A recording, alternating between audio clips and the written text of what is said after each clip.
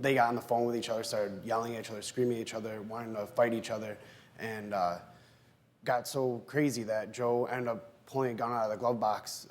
Ex-boyfriend was not around, but they were trying to find each other and fight that night. I remember Sheena running up into her apartment, and I remember she locked herself in there because I went to knock on it later and it was locked, and she told me that Joe was not coming in here with the gun. So he did come up to the apartment, and I remember locking, like I came out, told him that you can't, I locked the door behind me, told him you can't come in here with the gun. We talked for a few minutes. Joe eventually put the gun away. I walked down to the car with him, put the gun back in the car, and then we walked in, went in the house and kind of talked over the situation. Had Joe kind of realize that he made a bigger deal out of the situation than it really was, and eventually apologized. We went out later that night. Do you recall that, or you don't? I don't remember the gun part, to tell you the truth. I don't remember bringing a gun up and pulling a gun out and all that. You had it like in your belt, behind your back. I saw you put it there. I mean, sometimes I carried it where it was in the glove box. The point of the matter is I had a concealed weapons license, okay?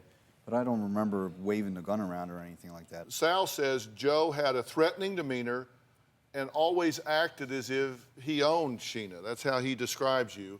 He's joining us today on Polycom. So Sal, you're there.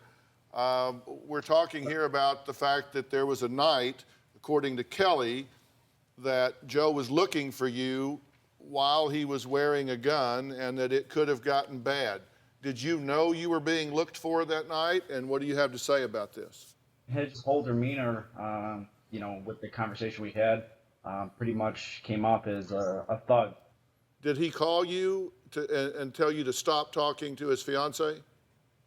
Yes, yes he did. And if you did not, what did he say would happen?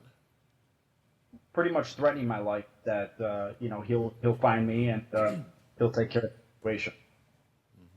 Do you recall that exchange? Yes, I do. The point of the matter is I called him, I asked him very nicely, I said, look, me and Sheena are engaged now, and you really need to stop calling her, you know, because she doesn't want you to call her anymore.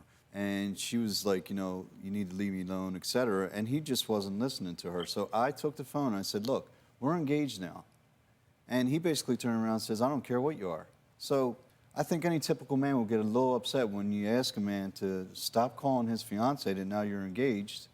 And he basically told me to go myself. Ready to get real?